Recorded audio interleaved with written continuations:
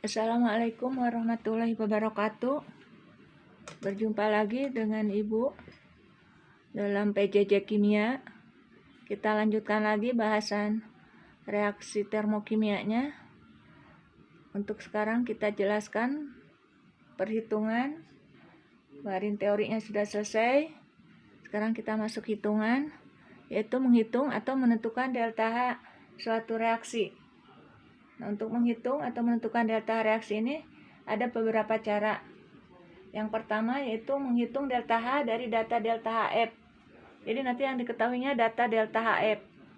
Nanti diketahui ada data beberapa senyawa, data delta HF beberapa senyawa. Nah, nanti kalian jumlahkan data delta HF itu ya. Nah, kemudian yang kedua, menghitung delta H dari data energi ikatan. Ini juga sama. Nanti yang diketahui data energi ikatan. Energi ikatan antara satu atom dengan atom lainnya ya. Nanti diketahui. Nanti kita jumlahkan. Nah, nanti ada rumusnya untuk nomor 1 dan nomor 2 itu kita gunakan rumus, nanti rumusnya ada ya. Kemudian yang ketiga, menghitung delta H dengan hukum Hess. Nah, kalau ini nanti yang diketahui bukan data tapi beberapa reaksi kimia. Nanti reaksi yang ada kita jumlahkan ya. Kemudian yang keempat, menghitung delta H dengan menggunakan kalorimeter. Nah, ini kalau nomor 4 ini kita bisa praktekkan, bisa juga dengan menghitung. Kalau nomor 1, 2, 3 itu hanya menentukan dari data atau memperkirakan ya. Kalau untuk mengukurnya kita gunakan kalorimeter. Nah, kita jelaskan satu-satu. Untuk yang pertama yaitu menghitung delta H dari data delta HF. Menghitung delta H dari data delta HF dengan rumus delta H reaksi jumlah dari, ini jumlah ya, sigma ini jumlah delta HF sesudah reaksi. Jadi nanti delta HF apa saja yang ada di dalam soal itu kita jumlahkan sesudah reaksi dikurangi jumlah delta HF sebelum reaksi. Nah, itu ya delta HF senyawa. Kalau delta HF itu untuk senyawa. Jadi kalau unsur tidak ada delta HF-nya atau 0 ya. Nah, untuk nomor 2 menghitung delta H dari data energi ikatan juga menggunakan rumusnya hampir sama, hanya kebalikannya ya. Delta H reaksi sama dengan jumlah energi ikatan. Nanti energi ikatannya dari data ada ya. Jumlah energi ikatan sebelum reaksi dikurangi jumlah energi ikatan unsur-unsur atom antar atom dengan atom sesudah reaksi. Jadi kalau mudahnya untuk data delta H sudah dikurangi sebelum, kalau untuk energi ikatan mah kamu hafalkannya sebelum dikurangi sesudah. Nanti setelah itu Ibu berikan contoh soalnya. Kita lanjutkan dengan contoh soal menghitung delta HF. Maksudnya menghitung delta H dari data delta HF ya. Misalnya diketahui data delta HF beberapa senyawa.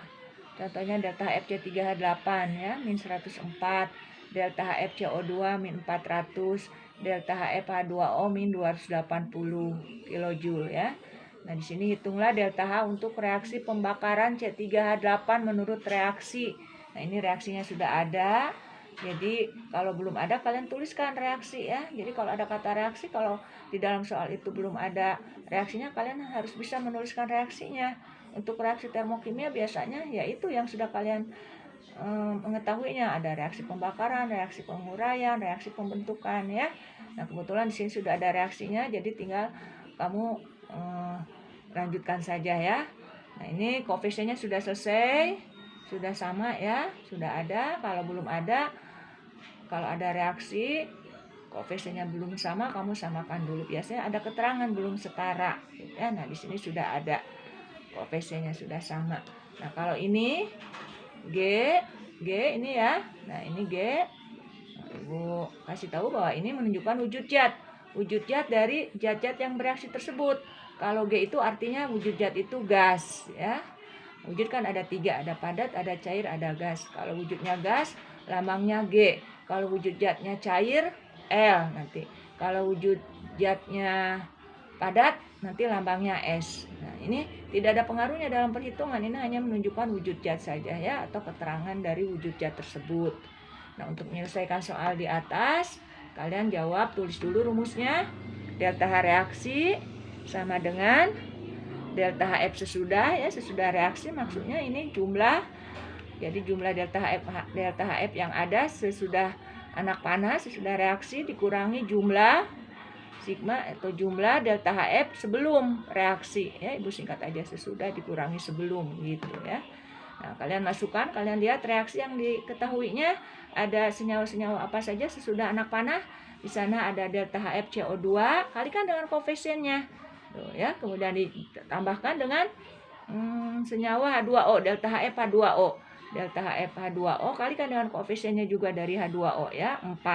Nah, ini sebelum sesudah anak panah ya, delta HF sesudah anak panah ada CO2 dan H2O. Dikurangi sebelum anak panah ada C3H8, delta HF C3H8. Koefisiennya 1, jadi kali 1 ya. Kalau kali 1 angka itu lagi ya. Ditambah ada O2, 5 kali delta HF O2. Nah, kemudian kalian masukkan angka-angkanya. Delta HF CO2 min 400 kali 3 ditambah delta HF H2O min 280 kali 4 dikurangi min 104 dari delta HF C3H8. Nah, kalau untuk O2 nilai delta HF-nya 0 karena O2 itu adalah unsur diatomik atau atom diatomik. Jadi kalau yang namanya delta HF itu kan pembentukan senyawa. Kalau pembentukan unsur itu tidak ada, berarti nilainya 0. Kalau ada unsur, delta HF-nya nilainya 0 ya. Jadi O2 kan termasuk atom atau unsur. Jadi delta HF-nya tidak ada, nilainya 0. Jadi 5 kali 0 ya 0 ya. 0 ditambah min 104 ya min 104 lagi. Nah, kemudian kalian selesaikan ini angka-angka ini satu-satu dulu. 3 kali min 100. 3 kali min 400 min 1200 ditambah 4 kali min 280 min 1120. Nah, kalian jumlahkan dulu ini sesudah ya. Jumlahnya min 2320. Kemudian ini min kali min jadi plus, jadi min 2320 ditambah 104. Nah, hasilnya min 2216 kilojoule. Nah, berarti delta H reaksi untuk soal di atas adalah min 2216 kilojoule. Nah, ini untuk 1 mol C3H8 karena kan yang ditanya C3H8. Jadi kalau kalian lihat koefisien atau mol C3H8 ini 1 mol. Jadi nilai delta H ini adalah untuk 1 mol C3H8 gitu ya. Nah, jadi kalau misalnya di sini 2 mol, misalnya ini 2 mol, pasti ininya 10 ya, ininya 6, ininya 8. Nah, kalau ininya diketahuinya 2 mol berarti nilai ini untuk 2 mol gitu ya. Karena ini mah di sini 1 mol berarti nilai ini untuk 1 mol. Nah, ini untuk 1 mol. Kalau misalnya Ibu tanya lagi, misalnya di sini hitunglah delta H reaksi untuk pembakaran 2 mol misalnya ya, atau 88 gram C3H8 atau 44,8 liter C3H8 ya, itu kan sama saja 2 mol. Nah, kalau Ibu tanya 2 mol yang diketahuinya ini 1 mol, berarti kalian nanti bandingkan yang ditanyakan 2 mol, bandingkan dengan yang diketahui di sini 1 mol. Nanti kalikan dengan nilai ini seperti yang kemarin Ibu jelaskan ya. Kalau kemarin mah delta H-nya sudah ada. Yang Ibu tanya beda koefisien atau beda mol dari yang diketahui. Nah, ini juga bisa saja. Tapi harus kalian cari dulu delta H reaksinya. Nah, delta H reaksi ini untuk berapa mol yang diketahuinya, kemudian yang ditanyakannya berapa mol gitu ya. Itu soal yang tidak berikan contohnya di sini sama Ibu.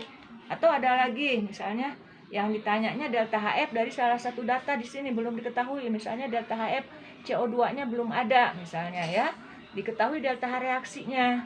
Nah, soalnya seperti ini, ditanyanya delta HF CO2. Nah, delta H reaksinya sudah ada. Nah, kamu masukkan delta H reaksinya di sini. Nah, sama dengan, nah ini 3, nah CO2-nya dianggap X karena belum diketahui misalnya X. Nah, ininya masukkan sama seperti ini. Nanti tinggal ke bawahnya matematikanya kamu selesaikan. Nah, itu menghitung delta H reaksi dari data delta HF yang diketahui seperti itu ya. Mudah-mudahan kalian mengerti apa yang Ibu jelaskan.